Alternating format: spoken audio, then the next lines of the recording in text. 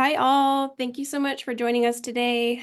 Um, I'm Kelly Hughes. I work for Idaho Trails Association, and today we are going to be hearing from Justine Murray and Matt Connery about their experience on the Idaho Centennial Trail. So I'm going to quickly go over just a few upcoming events we have, a little bit about who we are, and then I'll hand it over to Justine and Matt. So I'm going to start with a little overview about Idaho Trails Association. So we were founded in 2010 to keep Idaho's hiking trails open for all. And we do that a couple different ways. One is through caretaking of trails. That's through volunteer maintenance trips. So we have about 80 projects we're going to be doing this year all over Idaho. We're always looking for people to come out and join us on these projects. So check out our website to learn more about that. We also do that through traditional skills. We use crosscut saws, Pulaskis, to maintain the trails. And if you come out on a project, it's really fun to learn how to use tools like that. We also do education awareness around trails. This is a great example. We do lots of webinars and try to teach the public about trails and all things about trails. We also do advocacy and protection of trails. So, we have another opportunity to learn more about the Idaho Centennial Trail. This is going to be with Clay Jacobson. He is one of our former employees, and now he is our Idaho Centennial Trail ambassador. So he's going to be leading some projects on the ICT, and he'll be doing this webinar June 5th to talk about his experience on the ICT, a little bit of history about it, and then some opportunities for how you can join ITA on some projects. Speaking of which, I'm going to go over those now also. We have a number of projects planned on the ICT this year. These are the ones that we still need volunteers for, but there are others listed on our website, and we will also be sending out a link to all of these projects. We put them all in one space on one page, so it's easy for people to find if you're really interested in the Idaho Centennial Trail. So these are the ones that we have going on in North Idaho. B-Top Round Top is a weekend. Fault Lake is a day project. I think that's the only day project we actually have on the Idaho Centennial Trail that still has spots open. A couple of week-longs also in North Idaho. And then we have a couple of projects in the Boise National Forest on Caton Lake, Women in the Wild Project, that's a week long, and Caton Lake, which is 5 days. So yeah, check those out if you're interested.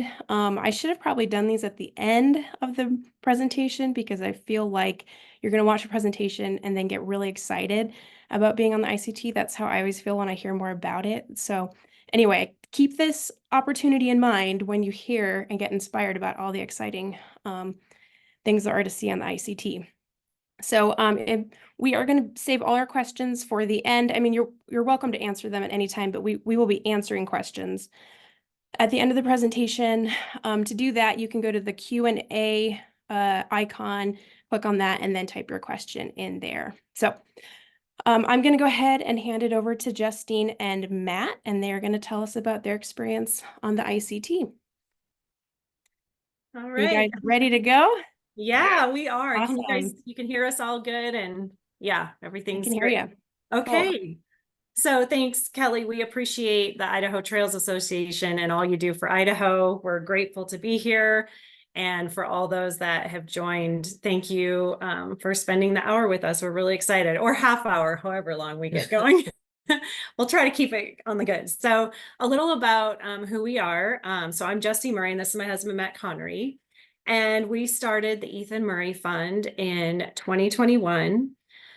We started after my son Ethan was killed during a mental health crisis in Spokane Valley, Washington. We are located in Sandpoint, Idaho. And our mission is to empower and support individuals in need by providing financial assistance in any way we can for mental health services in our community. One of the ways that we do that, that we have found is working really well, is we work with 4 different therapists here in Sandpoint. And our therapy program is for teens and adults, and it's for those that are in crisis or we're hoping to prevent a crisis. So for those that can't afford services, they're able to call us, and actually we work with a therapist to get that set up, and then they're able to start seeking help. So another way that we are excited that this is new for us this year is our scholarship program with the Sandpoint High School. It's actually for any Bonner County students. They can apply, so homeschoolers, anyone in the county. And those are for students that are pursuing careers in mental health field, or that have been affected by mental health, either themselves or their family. So you're probably wondering how all this ties into through hiking the Idaho Centennial Trail. Well, all throughout my son's life, Ethan, he enjoyed being in the outdoors. We grew up hiking and camping and chasing waterfalls. And even when Ethan was in crisis, we turned to the mountains. He always wanted to see a great view or check out a new alpine lake that we haven't been to. So it was important for us to find something in the outdoors to honor him. And we all know the benefits of being outside on trails in Idaho. I mean, we live in one of the most beautiful states. Being outside in nature can relieve stress and depression and anxiety. And it also is a big mood boost. Just getting outside for a half-hour walk can change your day.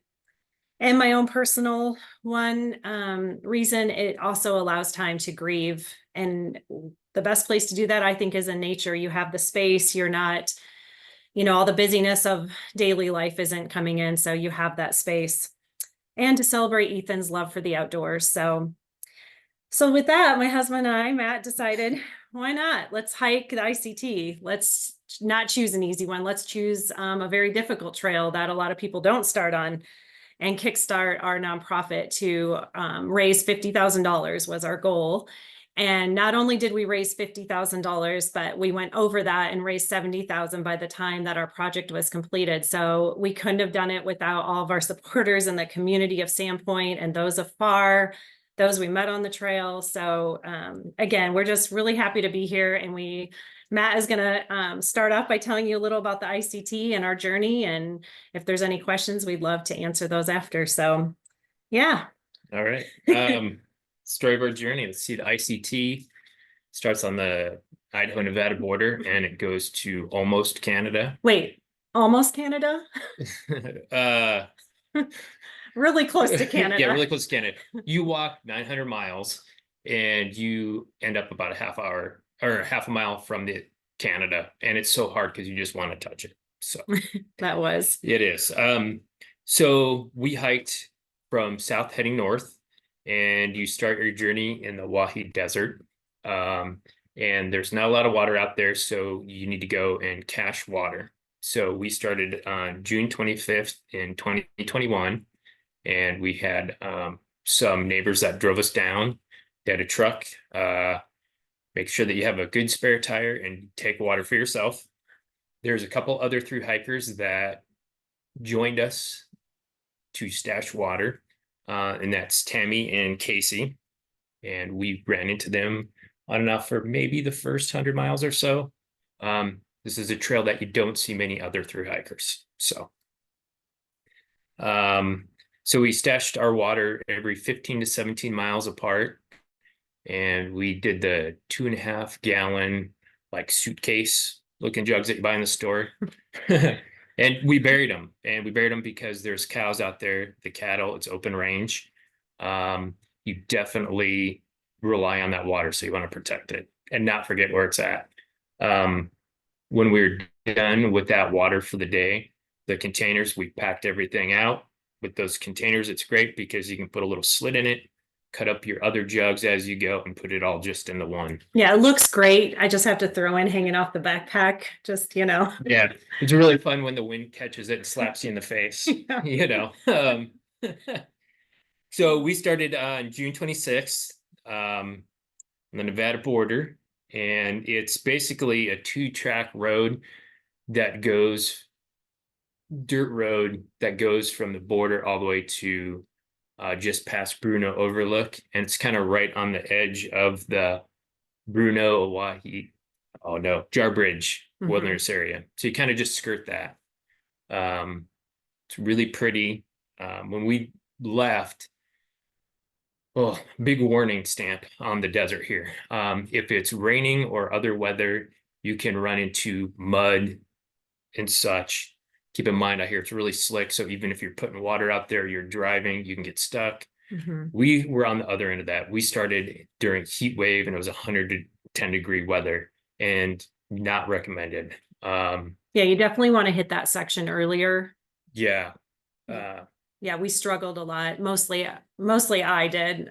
It was very hot and there's no shade. And the first shade tree was in 46 miles. It's like knee-high sagebrush for 46 miles. There's nothing out there to really take refuge. Tammy and Casey have done the Triple Crown, and so they've spent a lot of time in the desert, and it was hard for them. And the difference is at least every mile or two they'd find some kind of shade, and here there's none. Like you are. Yeah, you're exposed the whole desert section. So our big advice, if you're going to do that section, is try to hit it earlier. Like we said, we started the end of June and it was too hot. And there was a couple times where it was getting dangerous. For myself, I started to get like, do you remember that day I started getting like chills and I wasn't getting enough water. So there is no water source really until you get to winter camp on the Oahe. Right. So really stashing that water is super important. Yeah, and then winter camp was our first water. Yes, But it's more of a cow creek. it is. It's pretty nasty. At least when we went through, maybe earlier in the year when more water's flowing. That's the first place that you can really take shelter. And it's, I think, roughly 50 miles or so. We actually spent the night and then all day there, underneath the willow tree and some grass, and right upriver are cattle that are going into the water. So make sure you filter it. Yeah, there will be cows camped outside your tent. So it's not a grizzly. Yeah. There's a few times, yeah, where they come out of the Yeah. stage and scare you or the woods. But yeah. It was nice for us because it was the first time for me backpacking that I was able to have food in my tent, because otherwise we're always in grizzly bear country being up here in the north. So that was kind of something different. Yeah, yeah. And speaking of something different, the Air Force Base, I think we should mention. Oh, true. So when we get to winter camp, there's like some old ranch housing when you're going north, you go down into that valley, and we get under this willow tree and we're sitting there, and all of a sudden this two large explosions go off, two bombs from the Air Force Base, and it just ripples through your body, and we're both looking at each other like, oh my God, what the just happened? And okay, this is normal. Remember all the signs. Later on in our journey, you could hear the aircraft strafing, shooting at targets on the ground. That's normal. Hearing jets all day is normal. Yeah, so there's definitely lots of noise on that section. So just be aware. Sometimes, and yeah, it's interesting. Yeah. Let's see. So when we got to Bruno Overlook, because the heat was so bad, Justine was getting really bad sunburns and some really bad blisters. Her lip was all swollen up, and it got to a point where we decided to start hiking at night. And so that's what we did. We hiked from winter camp all the way to Bruno Overlook, because there's a pit toilet there, which there's actual shade. And we spent all day in the shade of a pit toilet with black flies, baking in the sun. And so the desert, because it's radiating heat like your oven, I had a little thermostat and set it out in the sun, and instantly it tops out at 125, and it's like, it's hot. You get sunburned in the shade, and you can't get away from it. So we had a friend that was in the area. She picked us up, and we went to Mountain Home for a couple of days so Justine could recuperate. And we got back on trail at Bruno, and we night hiked all the way to Hammett, which is about 27 miles. Yeah. So, yeah, we did. So we did that overnight as well. yeah. And Yeah. we remember the comet we saw. It was July 4th. Oh yeah. Yeah. I And forgot it about was that. crazy because we thought it was fireworks initially at first, or something to do with the Air Force Base, because it was just this massive comet that came shooting through the sky and lit everything up. And then it felt so close that I was afraid it was gonna catch the desert on fire. It was Yeah, and then the next day when we got into service in town, we did find out that in the news that they talked about people seeing it on their cameras, their outside cameras, that there was a meteor on July 4th. So we Yeah. thought that was pretty special. It's not every day you see that. So Yeah, or snakes. true. Switching to snakes, hard topic for me because I do not like snakes. I was scared of the snakes in the desert, but I think I did okay. And if you're like me, you can totally, they warn you. So you'll hear them before you see them usually. Do you feel like that pretty much? We Yeah. heard them first. For the most part. Yeah. Justine almost peed on one in the middle of the night. 2 Yep. o'clock. That's true. Matt saved me with his headlamp. So thank you for that. Yeah. So from there, that brings us to Hammett, and we did take, I think, a couple days off there again to kind of recover before we headed north. When we were down there, we had met some other people in the area, Rainbow and Matt Decker. They're amazing people, so thank you to them, because in their journey, they ended up stashing water for us and Tammy Casey a couple days after Hammett, which was really nice, so that we could just have clean, dependable water because it was so hot out that year. Yeah, so if you can stash one more water, you know, Or two. definitely, or two, I would definitely suggest it. It really makes a big difference. So Yeah. So when that morning we left Hammett really early, and you kind of get to these giant windmill farms. And it was at the time of day where it was which is early, starting to get really hot, and there was no shade. And so we ended up taking refuge underneath a windmill all day and just moving with the shade. yeah. And it's not smart. Yeah, because we heard later that after, I don't know if it was after the fact we were hiking, we Yeah. talked to some people that work on those and they said, oh, definitely don't do that again, because apparently there's like pieces of the equipment that can just fall. a So loose nut, bolt, yeah, so something that we didn't have that, but yeah, don't sit under the big windmills. Not a good idea. But Yeah.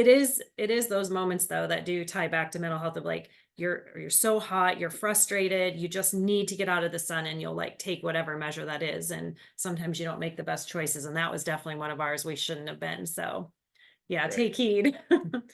Yeah. So from there, you hit the Bennett foothills, I believe, and then eventually the Boise National Forest, where you kind of get into some trees. This first 140 miles is all pretty much a variety of roads with minimal trails, until you get to Hunter Transfer Camp, I think it was.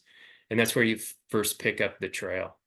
And there is kind of this spot where you actually have a creek. North Fork of Lime Creek, I think is what it was called. And it's this creek, and it was super overgrown with brush, and there was clean water and good shade, and it was a bushwhack, and we loved it. And we were happy because it was Yeah. just we were safe. Yeah, we were in trees and shade. It's like those little things of gratitude after coming out of the desert and having shade, where a lot of people would be like, oh, bushwhack, this is horrible. We were actually excited because there's like good water and shade. So yeah, we were in pretty good spirits going into the bushwhack, I would say. And in this part, you actually cross the creek Oh yeah. a lot. 27 or 28 times, I think it was. Yeah. So Yeah. So lots of good water, lots of Yeah. creek crossings in that section. So yeah. From there, you kind of head north. You go over South Fork of the Boise River, I believe, and you start going up Willow Creek, heading towards the Sawtooth, and the high point of the ICT. And I think that was around 9,200 feet. And that was one of the beautiful, for us at that time of year, we hit it with all the wildflowers, and there was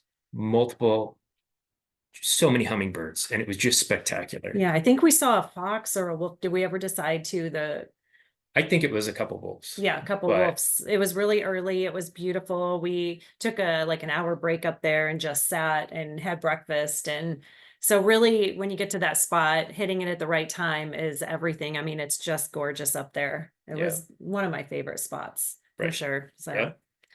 And from there, you kind of head towards the Sawtooth National Forest, and before you hit Sawtooth Wilderness, we continued on, and we hit Mattingly Creek and took it around to and came out at Atlanta. That's a side trip. Not a lot of people do it because it adds like 11 miles to no, go. 7 Was it miles one 7 way. miles one So way, 14 miles total. It was worth it though. Yeah. I loved Atlanta. There is another way that you can go. I think before you get to the high point of the ICT, there's another trail that Gree, who was a thru hiker that did it a couple years before us, she took that route, but we stuck with the more traditional. Atlanta is awesome though. Go back to that. It's a little mining town that was founded during the Civil War era. That was a really cool. It's really cool. If you Mhm. like history and little old buildings, that was fun. Yeah, Matt had saw this special on PBS, like called End of the Road or something. Yeah. You're like, this is this special. And we were talking about it in this little lodge there. And this guy overhears us and he says, oh, I was playing the piano in that documentary Yeah. or that show. So we thought that was really funny. Just like such a small community. I think there's like 30 that live there year round. Yeah, something. So 30, it, 38. but it's definitely worth taking off the side trail. You get, there's a little cabin you can stay in, there's food, a little place for food, and the people were really nice. So we definitely recommend. Cheeseburger. I hear there's hot springs around there. Yeah. Yeah, It's all about the cheeseburger. I know. From there, we did encounter our biggest bear encounter, which was a cinnamon colored black bear, and we surprised it. Yeah, it was like sleeping. I caught glimpse of it first and it was very startled. So we tried to look big and put our hands up, but he was not having any of it. She coming down on the trail. So we actually got our bear spray out and backed out and I don't know, hung out where we. Yeah, we got to a clearing where we felt we could see all directions, someplace safe, had both our bear spray out, and we just talked really loud for half hour. I might have sang a bad 80s song too. Probably. Because that always works on bears. If you think of a song in the 80s or 90s that just gets on your nerves, just sing that really loud. Bears hate that. So yeah, just saying. Okay, where were we? Okay, boss. So yeah, we continued on and it was fine. But yeah. Smoke. We started seeing smoke. Yeah, so from Atlanta, we went from Atlanta to Grand Jean. Smoke started picking up. That was hard because like I thought I've never been in the Sawtooth and was really looking forward to being able to, you know, be in those mountains. And we started to see the smoke come in. And that year there was a lot of fires, which you'll hear more about. Yeah, but... smoke from fire season. It's really amazing to me how diverse this trail is, especially like this chunk of it when you're starting out in the Wahi Desert and you're moving through, and then you finally hit to the Sawtooth with bigger mountains with big pine trees and stuff, and it's within a few hundred miles. It's really spectacular. So this section between Atlanta to Grand Jean, there is like these beautiful meadows and valleys that you walk through. We hit it with good water, no snow, wildflowers. Yeah, I'd say the only negative in this whole section were the horse flies. Just putting this out there, you might want to take a fly swatter. Yeah, I'm not even joking. They are so thick. I mean, you can barely stop and you're getting bit everywhere. And you take your fly swatter and you try to get one. Anyway, a lot of horse For flies. us. Yeah, on this trip. fly swatter.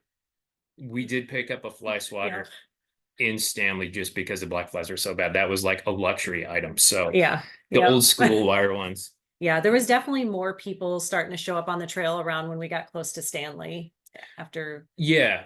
There's so taking when you're in the Sawtooth, taking like the original and not veering over by Stanley, I feel is a good way to go, because when you're going from Atlanta to Grand Jean, we didn't see anybody out there until maybe 4 miles till you get to the trailhead at Grand Jean. Like people just aren't out there, at least for us. And Yeah, that was they're spectacular. Yeah, they're closer to where they can get in, you know, than being, we were like really in a remote place out there where there was, the lakes. I did want to, we forgot to mention the Huckleberry milkshakes. No, that's what Oh, Grand Jean okay. is next. So Grand Jean, mile off trail, I believe. They have one way. There is amazing Huckleberry milkshakes. Sawtooth Lodge, it's called. Sawtooth Lodge. They do have some food, a couple items. We did stay the night. We were able to take a shower there. We did our laundry in the shower. Yeah. So we had like some soap and shower. Yeah. So, yeah. Took, did it all at once, and then they had a hot springs right there. So we relaxed a little bit. Grand Jean is great. If you can't get a cabin, there's lots of places to camp. We didn't get a cabin, but we were able to camp and use all the facilities. So we were excited about that. So yeah. next following days, we made it to Stanley. So this is kind of a part of the trip where we made it to a town and we realized that there's a big major fire ahead of us that has closed the trail. And it's the Dixie Fire in 2021. And we had choices to make because either we could continue on or quit or try jumping around it. So I took 4 days, and the resources that we pretty much had, because you're on the trail, is you've got your cell phone, but you have public libraries. And if you have issues in towns, the public library is an amazing place Yeah. to go for resources. Even if you need to just use a laptop and catch up on real life back at home, it's perfect. But it was hard. We were trying to figure out what to do with the forest fires. And we kind of went for it because I had found out that Campbell's Ferry was closed because with the Salmon River, the fire was on the north side. So Campbell's Ferry was safe, but they had closed all the way back to, I believe, Chamberlain Airfield and that vicinity, give them a great big bubble. And we didn't exactly know where we were going to go. And so we were heading for Chamberlain Airfield, and we just packed, I think, like probably 14 days worth of food and just really kind of humped it.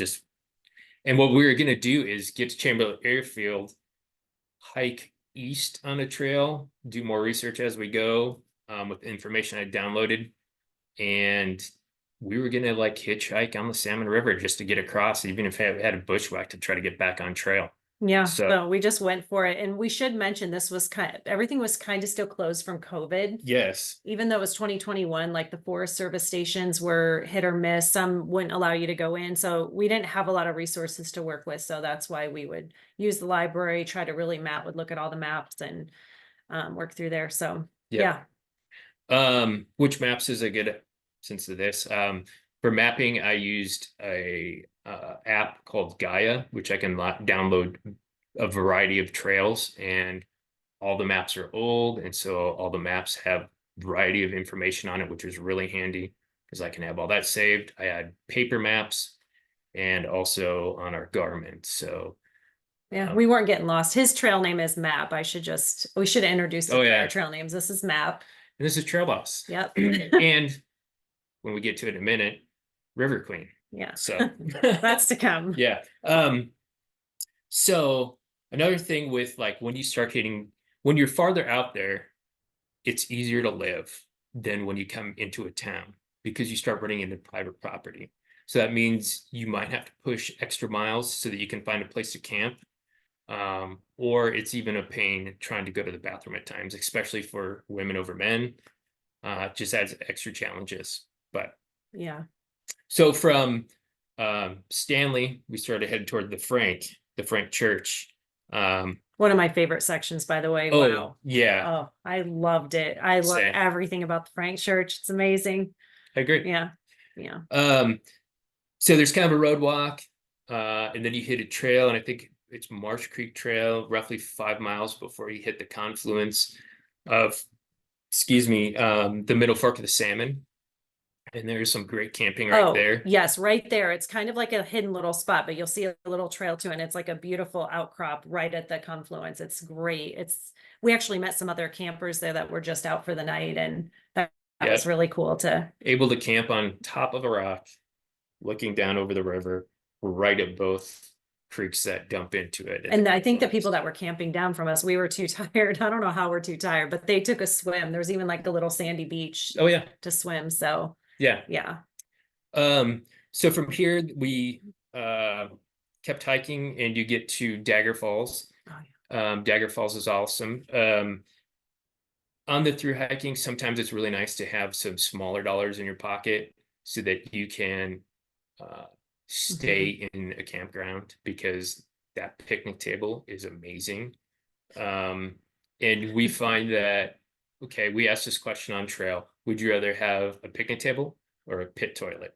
and we both said Picnic picnic table. table. So There's just something it's a about bad having- joke, but oh man, if you're out there for a long time, it's just so nice to sit upright. and have your things and you can like be orderly. I don't know. We love our picnic table. So I think it's way worth it to stay in the campgrounds. And there's not many on the way, but the ones that you get to stay in, it's a great way to socialize. And it was a great way for us to bring awareness about what we're doing too. So it's great. So quick note about this section. So when you hit middle fork of the Salmon, or if you're hiking along the Salmon River, on the middle fork, there's like 10,000 people a year that go down this river. So it's highly used. So when you're there, if you're at the river, in the river there, pee in the water. And it sounds so wrong, but their little term is dilution is a solution to the pollution. So pee in the river. If you have to go number 2, you need to hike kind of up and out of the valley a ways and go, because all the rafters that are there, they have to pack it in and pack it out. So yeah, just to be thoughtful, that changes from like your usual, rules with hiking and through hiking. So it's different when you're on the middle fork of the Salmon. So yeah, and the Salmon. And also those campsites along the river are also designated for the boaters. They're the ones that have to pay the fees and that kind of thing. So if you see that, you can ask, and most of the time they'll let you camp next to them. So we ran into a small camp our first night of people, and they were more than happy to share their space with us. And they will feed you, hopefully. Like we had really good luck. So I think our first night was bratwurst and tortellini. Yeah. So it's a win thing as you go. Yeah, we heard that rafters love feeding hikers, and they were not joking. Literally, we couldn't even like sneak by a camp where someone's like, "Hey, are you guys hiking? We have hummus and fresh peppers," and like everybody has so much food that's rafting versus like our dried through hiking food. Yeah. Or they say, "Hey, where's your boat?" And you're like, "I don't have a boat." So yeah. Let's see. Sorry, I'm just watching the time too. Yeah. So going from there, after 2 days of hiking, we ended up camping with the same group twice. And that was pretty cool. Yeah. It was really special. And that's how we were able to do that, because the river flow that year was so low that they were mostly for the first few miles of that area pushing their boat. They had to get out because it was like record low, because we're like, how are we catching up with these rafters? Like they'd be way faster than us through hiking, but those first few miles were really difficult for boaters that year. So Sure. Yeah. So anyway, the next morning I wake up when we're with them, and apparently one of their members, their crew member, he was a doctor, had hurt his foot and I guess it got cut open, and he like stapled it closed. But they're like, "Justine, and we have a problem, and we were wondering if you could talk to Matt." And I was like, "Yeah, what's going on?" And they're like, "Well, so he has to fly out, and we were wondering if Matt would want to jump on a boat that has all of our food on it and like help us get that food down I don't know, was it 75 miles, till we got out. And then you guys would skip this big fire that you've been worried about. We can drop you where you need to be." And so they're like, "Matt looks capable of that." So then Matt comes in and here we go. Yeah, here we go. So it's really hard because we have to try to make the decision of actually getting off trail for the first time. And it's hard. So we took the time, I think it was 7-8 miles, to hike to Indian Guard Station and to talk about it, just the two of us. So we decided we'd go for it. Yeah. And tell them your lesson. Basically, this is what they told Matt when we went down the river. Go this way, that way. Row this way to go forward. And then if you got to turn real fast, go like this, spin yourself around, and good luck, follow Doug. So that was. Yeah. So Matt was on his own boat, and I was in the boat with Doug, who was an amazing. Yeah. She sat in the cooler and she. Yeah. River Queen was my new trail name on that trip, because I didn't even have to work. This guy was skilled. He was getting down. I was mostly just trying to watch Matt behind us and make sure he got down all the falls. But we made it. It was beautiful, but it was hard. Like he said, you have to be really flexible to make, these decisions when you're on a trail, figuring out how to get around things and not knowing. So backing up here with that. So at Indian Guard Station, on the river there, we were able to get on the permit, and the one doctor was being able to take it out. So it was all legit. But with these guard stations, the boats where they put in it, Dagger Falls, certain areas along the way, you can go and get information, maybe like the weather forecast coming up ahead, like little things like that that you can kind of get off the rangers, or maybe if there you can find out a little information from them about fires up ahead. So just a little tip. So we're on the raft that first day, and we're going past where the trail would turn up to Marble Creek, and it was super hard because for a couple years you're planning on going this way. Like I was tearing up because we were having to miss it. So it's hard to let go at times. Yeah. But when you're doing these hikes, you don't, weather is such a big, and fires unfortunately are part of the story now. So you just have to be Yes. really flexible and And watch your expectations. be safe. So Mhm. it gave us a great way to go. So let's see, we were Ended on up the in river. Salmon. Yeah, ended up in Salmon. And we were there for a few days to get resupplies, figure out more route. Okay, now we're in on Salmon. How are we gonna get back to the ICT? So I looked ahead, and there's fire that we would be crossing again on the ICT, and the only place to get north, we didn't want to take the alternative. We wanted to stay somewhere in the wilderness. And so I looked, and there was no fire along the Selway River. So we hiked, got back to the Salmon, and we hiked all the way the entire length of the Selway River to the Loxaw River Yeah. from the headwaters. Yeah, this proved to be one of the most difficult parts, sections. Before we left Salmon, we did go into the Forest Service station. They did have one that was open. And we asked the lady if she knew anything about Horse Creek area, if we could make it through, and she didn't. So we were just taking a chance on that one. And it was really hard. Yeah, so once we climbed up out of this off this the main Salmon River, you hit a point, and it's been burned by fire, and the trail is completely gone. And it happened X amount of years ago. So it's overgrown, trees are down, and it's just a major bushwhack. It took us 2 days to go 6 miles, and it's really steep. Just imagine that 6 miles in 2 days. Yeah. Your mood, everything is so deflated. It's so hard. You're scratched, you have bruises, you're climbing under, over, you're handing your pack over to get through things. I did call that ranger station to let her know when we did get out and we made it to Three Rivers that don't send anyone up on that trail, because it's not a trail and it's pretty dangerous if you don't have enough food and water to get through and know that that's coming up. So yeah. Getting closer on time, so I'm going to kind of go a little bit faster. Absolutely love the Selway River.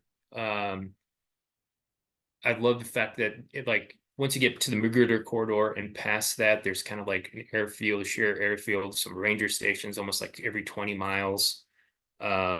Super beautiful. It's very steep, and so in areas, and elderberry season was going on, and the bears lived on the trail because it was easy walking. It's their highway, and they're eating the berries. We saw a ton of bears. Lots of bears in that section. Lots of bears. And lots of rattlesnakes. Had one strike at me, almost stepped on two because it's also overgrown, and I couldn't see them, and I was doing my best. But it is spectacular.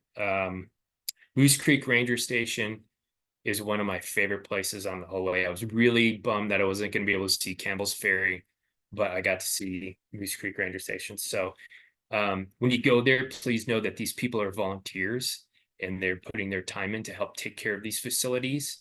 So please treat them with respect. Yeah, they're great. They're out there. And this was a family, and they were wonderful. And there's a little room or like another cabin you can go in, and they have old maps and like the story of the area and photos. So you're able to look at that, be there, you're able to get water, but then you have to leave that area and go down the airfield to camp. They have like a designated camping area and a pit toilet for you to use. But yeah, like Matt's saying, they have to respect their privacy. You can't stay in the cabins. You can't stay with them. You have to go outside there. But she was awesome. The lady that we had was super friendly, and we really connected with her, and it's great. Yes. So that area was really awesome. Most of the things that are there, even though it's an airfield, is packed in on pack horses, mule trains, and you get to see a lot of those big suspension bridges on the settlement. Lots of those. We did funny stances every time we got to one. We have like tons of photos Yeah. of us on the bridges with our poles and It's Yeah. impressive. Yeah. It's super beautiful. So from there we made it all the way to the Loxaw River, and we had a friend that met us there and took us to Kamiah. And lo and behold, there's more fire ahead of us. So I had to reroute everything. We went to a powwow, which Yeah. is pretty cool. that was really cool. And I found a series of Forest Service roads that could take us back to the Idaho-Montana border at Hoodoo Pass. And because from the Wilderness Gateway going north, it was a series of completely closed areas. Like it's challenging. And I think at that point, Tammy and Casey, the other hikers that were on trail this year with us, they did have to like skip a section, but I think they finished the end. I can't remember exactly, but they got off at Stanley and then Okay. they jumped on, I think, by Mullen. okay. So everybody was doing their own hike that year for sure. You had to just be flexible and do a lot of rerouting due to the fire. Yeah. So we walked 130 miles from Kamiah, heading back east to Hoodoo Pass, and it was actually a lot of fun. You're on Forest Service roads, but then it's a little bit easier. You're still seeing Idaho, and like we got to see North Fork of the Clearwater, meet wonderful people. Yeah, somebody offered us blueberry pancakes. Yes, That was really nice. We walked by a camp and I was, oh my gosh, all these camps smell so good. And then we ended up camping at one and got offered pancakes in the morning. So that was super sweet. Yeah. Get to the Hoodoo Pass. There's a sign up there that says the trail's closed due to fire. So we actually went to Superior, Montana. The trail there, the fire was gone. They opened it back up, so we were able to continue forward. The Idaho-Montana border is really pretty. There's some areas that have longer water carriers. We lucked out pretty well. And that's brought us down to Mullen. Yeah. Which was beautiful. And we ended up at the Stardust Motel in Mullen. And literally 3 doors down from us was a fellow thru hiker named Artemis. And she was doing the up north loop. So that's the Idaho Centennial Trail section of the PNT, the PCT, and the Oregon Desert. And we had been following each other's journey, but little did we know we were going to end up in the same place at the same time. So we shared some food and caught up, and we stayed in touch with her, and she's still out there through hiking all the time. It's pretty awesome. So yeah, good way to make connections when you're in town with other hikers for sure. Yes. Continuing north of there, let's see. It was more smoke, more fires that were kind of like in the Coeur d'Alene River Valley area, or that whole basin. And it was a lot thicker smoke where it was getting harder to breathe. Justine has asthma. The winds were picking up. It's kind of nerve-wracking. So we got to a point after a few days where, we'd been seeing the helicopters and the planes that were flying right over us, dumping water on this like bowl ahead of us. And that's right where the trail is. So we had to make the hard decision to pull the plug and hike down towards Trout Creek, Montana, and skip around that. Yeah. So again, another no expectation, you never know what's gonna, come up. So right. Go ahead. Oh, okay. I'd say a lot of road walking is what I remember in this next section. Yeah. So from here, so we're back in our home area of North Idaho, and we're at Clark. We'll start back up at Clark Fork. There's a beautiful, we can talk about this part of the trail because we know the trail. There's the 120 trail that starts just west of Clark Fork, northwest, and continues all the way up towards Naples. And it is spectacular. You have wonderful views of Lake Pend Oreille, the islands, just on the other side of Hope.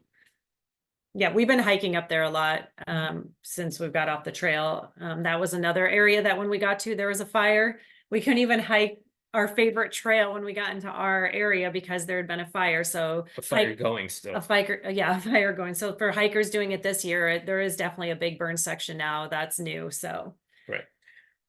So with that, we ended up walking across the valley. And with that, we met somebody that trail angels us. His name is Darren, and he has become a dear friend. Yeah. We had, what did he bring us? Oh my gosh, like pastries, and he went and got us coffees and introduced himself. And Yeah, and it was cold that morning that we left, that we saw him. Well, I guess that would have been the next time, because we saw him twice, actually. He trail angeled us twice. It was 28 degrees and there was like frost on our tent. Well, 3 days before finishing, and it was cold. Yeah, we were camped at Fault Lake. So the Selkirks are another beautiful mountain range. We're up at Fault Lake, camped, woke up, frost in the tent. It was cold. I remember my hands not being warm for like till midday. It was pretty brutal. And speaking of, if you are in this area and need a trail angel or anyone hiking the ICT this year, we'll definitely try our best to help you out. So Yep, from the Clark Fork area to the end, if yeah, we're available to do anything. We would love to help, but if we can. yeah. So you go up Fault Lake down to Hunt Lake, you hike down the road walk, and you have a 20-mile road walk along Priest Lake, and then you hit a trail that crosses a creek, Caribou Creek. And this is special to us because last year we hiked the Pacific Northwest Trail that goes from Glacier National Park to the ocean, and it crosses the same creek. So what do we do in that creek? We got married. We got married. We eloped on trail this last July on Caribou Creek, because yeah, it's a very special place and it was amazing. Yeah, that was so good. That's good. So from there, you kind of hit some big forests, big cedar trees, really nice, and eventually hit like the last 8 miles. And it is temperate rainforest, and there's large cedar trees, there's big ferns, kind of like stepping back into Jurassic Park a little bit, and it's just spectacular. Yeah, it's amazing spot there. And we hit it when it was raining, so we got soaked. Yeah. So it's funny to think that when we started this journey, we started in like 110 degrees heat. And when we finished, it was raining, it was freezing cold. It was just, such opposite of, so not knowing what the trail. I just want to go back really quick and share a story. I'm really bummed I didn't get to share. Okay. Really fast. It's quick. So when Matt was talking about the 20-mile road walks, we had a lot of road walks. We're walking and it was super hot that day. And we're walking alongside the road and I see this LaCroix sitting there and it's like seriously perfect, a little bit of frosty and not open. And I'm like, okay, where did this come from? And it was, I mean, I didn't know whether to drink it then or save it. I think we did save it, but literally we scored a can of LaCroix that someone must have like opened the door or threw out that was unopened. But yes, I did drink it and it was amazing on a hot day. Fast forward Priest Lake. I know. Well, it's funny because it's like in real life, normal life, you'd be like, probably not. But like when you go out there and you're like going, oh my gosh, look at, I mean, it's the things fun. you do on trail, you don't normally do at home. Exactly. Yeah. So that brings us to half a mile from Canada, American Falls. And it is a really happy moment to know that we had hiked all that way and through all of our bushwhacks and through all the trials and of the trail, and you've made it safe. And so it's really emotional. It's hard to also like be done because you wake up every day, all you have to do is hike, find water, find shade, set up your tent to transition back. So it's just in their hands like, I'm done. No, no, it is hard. It is hard, but you're also like happy you've made it. Like, if you would have asked me if I'd be through hiking years ago, I probably would have said no. I like hiking, and through hiking is definitely more type 2 fun for me. I like it. It's just, it can pose a lot of challenges, but I guess that's like those things you're supposed to do in life. Like if we don't push our fears, we don't try something that we're scared of, we would never know. So I'm glad I did it. I'm glad I did another through hike, and we're already planning another one, and the ICT might be on our list to do again too. We've thrown that around. So, but yeah, and saying, I would definitely do it again. Couple things though. Please hang your food or use an Ursack in bear country. Please take bear spray. Please know how to read a map. Please know that this is a difficult trail, and please know that you should be able to take care of yourself. If you want to do it, get the education on how to do it before you go. It is not an easy trail. It definitely, you will feel accomplished like going through this if you have all the tools, and if we're happy to reach out to us, we're happy to answer any questions too. And I know there's a lot of other through hikers that have done this too, a few that will also are great that helped us. So this is a saying on the ICT. If you're hiking the ICT, you are the ICT. So if you have to do a little reroute or get off, let go of your expectations and enjoy the journey. You know, it's going to be hard, and you just have to embrace that. You're going to have these challenges. So, Yeah. I wanted to say that with Mental Health Month, one of the hard things for me on this trail was at the end also is Justine had carried some of Ethan's ashes on the entire ACT and dumped them at the falls. It's a pretty powerful moment at the end. Me, myself, Matt, trail map or Matt.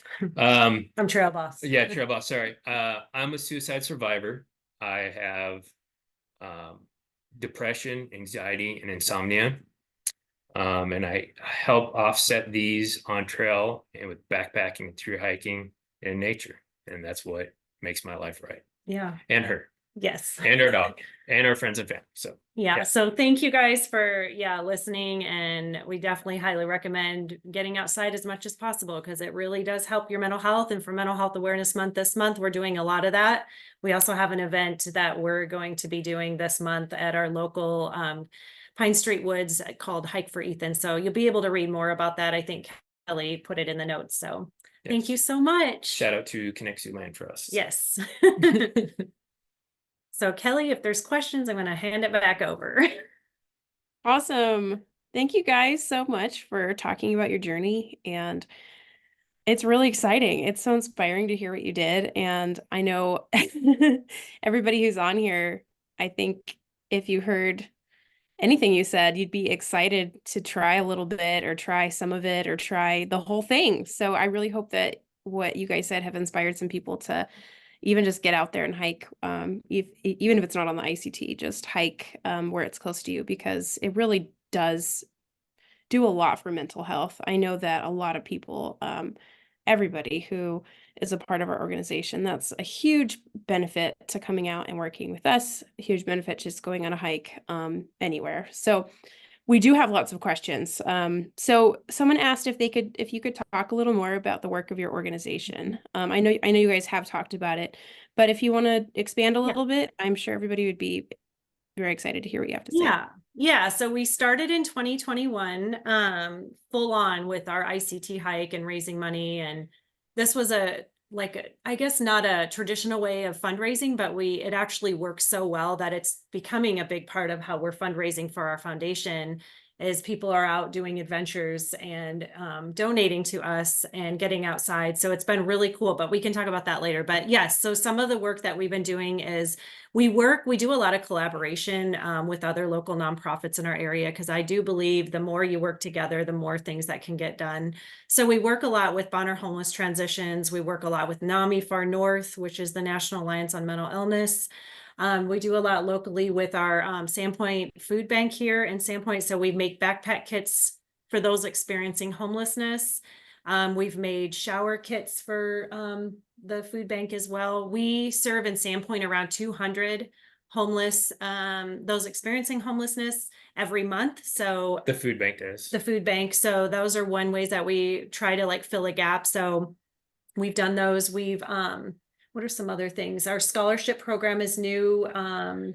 We always want to dream big. We would love to see a crisis center here. We'd love to collab with other foundations. We're kind of just starting to talk about it with another organization here in town. So that's always something that we'd love to be part of as well. Right. So started in 2021, but we also we wanted to, until we really figured out what we wanted to do, we kind of held on to the money a little bit and not just blew it on, we wanted to do something sound. And so something with the therapy is huge, because it prevents people from going into crisis. Somebody keeps them good because they can continue their therapy. Yeah, and it started with that first phone call. Honestly, we knew we wanted to offer financial assistance to people struggling to get into doctor's appointments, see their psychiatrist, see therapists. And it started with someone reaching out and telling us about their daughter that was in high school, experiencing suicidal ideation. And so we started with one teen, and now we're working with 4 therapists in town. We have a lot more clients. It's growing quickly. So we do feel like this is a big need for our community, for people that can't access care. Yeah. So it's a really good, we try to do a lot of outreach, but like I said, that's in collaboration a lot of times too. We worked with Schweitzer and NAMI and put on the movie Paradise Paradox at our local theater, the Canada. We like to do different outreaches that way too. Yeah. Yeah, so I hope that answers. I kind of rambled. Yeah. Don't get me going on something I'm passionate about. Yeah. That's great. Okay, kind of pivoting back to your ICT journey. We got a question from John that said, how did you handle food drops and resupplies during the trek? Great question. So most of the time, we had them mailed to us, and it's really important to have somebody. Well, for us, we had my mom. She's also into hiking, and she knows everything about everything we need. And so I was able to put all our boxes together. They're ready to ship, ready to be mailed, but we could also adjust if we were having an issue with shoes or a shirt or whatever gear. She could throw into that box, tape it up, mail it. And we had a Garmin here, which we can also text messages and So if we needed adjust things yeah. from there, and then she would mail them out to us. Arnold Aviation was amazing because they were going to fly our drop into Campbell's Ferry, which they did. But then when we called them back because it's a mail service, they went back and picked it up because we were never able to make it there, and then they were able to forward it on to us. Yeah, and it says, what foods did you think about the most during those long stretches? Like, what kind of foods did we miss or did we pack? We missed all kinds of food. One of the best part of through hiking is you get to eat whatever you want to. When you get to town. When you get to town, because you're burning so many calories. So generally you can eat 2 breakfasts. I can eat full those meals. biscuits and gravy. Yes. Yeah, So it's amazing. And what is your next hike? We've talked about a few. We don't know exactly. We've thrown out yeah, some, like the Great Divide, the Great Divide Trail from Waterton, Canada. going north. I would like to do the Upland Loop because it also kind of, because we've done that. I'd like to do it all again because I want to see the ICT again. ICT is like your new favorite trail that I want to go back on. But we did the PNC too, which is outstanding. So I'd like to close that loop. Yeah. And before I forget, I should say there is a wonderful book on the Idaho Centennial Trail that Lisa and Jeremy Winterholm, I think I might be pronouncing their last name. I should have brought the book right here, but you can get it online or REI. I know some of our local shops here in Sandpoint have it too, which gives really detailed information and can help answer a lot of questions. So yeah. Awesome. I have a question. Yeah. Do you guys have any trail recommendations for like day hikes, weekend hikes, maybe just like shorter week-long trips for people that can't do the whole thing? Yeah, what's accessible and what would you recommend from the ICT? Yeah. Yeah. We just talked about going back to actually one of those sections this year. I think that if you are in southern Idaho, if you can swing it, either go to Atlanta or Grand Jean and hike that more unless used part of the wilderness there, and either maybe do a loop, or if you go somebody else and you got 2 cars, park one on either end. Yep. Because it is worth it. Yeah, there's lakes up there that feel very untouched. Series of lakes and nobody was there. We had it to ourselves. Yeah, it's really quiet because it's hard to access, like in the middle. Like that's why he's like, make a loop out of it. Yeah. It's a good idea. We think we're gonna go back to that this year and check it out. So. Yes. Also, if you're down by the Selway River, so the ICT does cross at Moose Creek Ranger Station. You can get into the Selway where it meets the Locksaw, drive up 20 miles, and then you can actually hike along the Selway River to 2 to 3 nights. Yeah, to the Monarch Moose Creek Ranger Station, and that's beautiful. Yeah, and you could see some history about that area and meet the ranger volunteer. That some of the pack bridges. That's something. All the pack bridges and everything they carry in by horse there is just unbelievable. So yeah, you'll be amazed where pack horses go. Yeah. And then up here, I'd say if you're in North Idaho, we love the 120. It's like our favorite. It's a 23-mile, ridge. You could do it in a day. You could camp overnight. Just there's not a lot of water, but it's a very good hike if you're up here and wanted to see some of that, because the views are stunning. Yep. We could go on, but sorry. We've got one more question. What do you estimate your average pack weight you carried?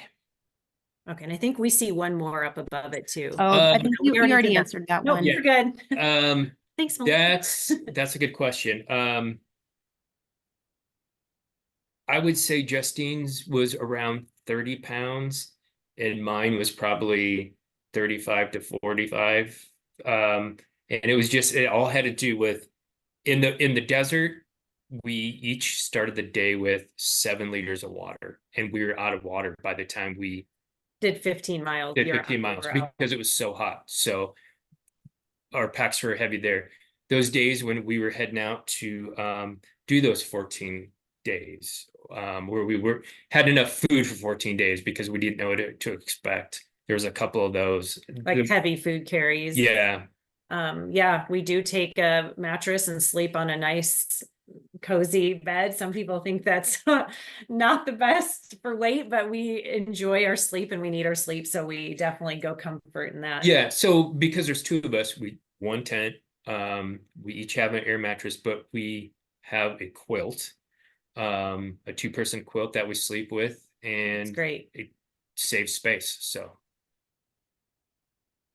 how much money would you recommend bringing? Oh, that's a hard one. That is. Some people. It depends on your level of comfort. When you get to a town, if you want to stay the night at a motel, that's where it starts to get more expensive. The more you eat out, the more expensive it is. Yeah, that's just hard. I can tell you now that hotels in the summer in Idaho were averaging 150 to 200 for just a very basic room. So that's where our costs got really high, and definitely can add up really quick. So looking for trail angels, checking out Jeremy and Lisa's book to see if they offer, if there's starting to be like, we'll offer that here. We'll save you money. You don't have to get a hotel. Like we'll let you camp in the yard or come in our house. Like, yeah. But like, so money I actually physically carried on me, carried my debit card, and then probably $30 or less of actual cash on trail. And it was a variety of like 1s and 5s and maybe a 10, just so that camping, or if we were gonna hitchhike. We didn't really hitchhike at all, but we could offer somebody something. But or you're going to town in that gas station and it's rural Idaho, and to make sure that I get that bag of chips and maybe that cold drink, I want a little money. So yeah. Awesome. Yeah, well, it sounds like you guys had quite the journey and we really appreciate you sharing it with us. I'm sure there'll be more questions. Oh, there was another question. Oh, somebody said they lost sound. I don't know. We'll just keep going. So anyway, thank you guys so much for sharing your journey with us and sharing about the Ethan Murray Fund. And we will send out a recording of this and some of the links that you guys mentioned, links to your website and your upcoming event. And I will also send a link to some upcoming ITA projects that we have on the ICT if you're interested.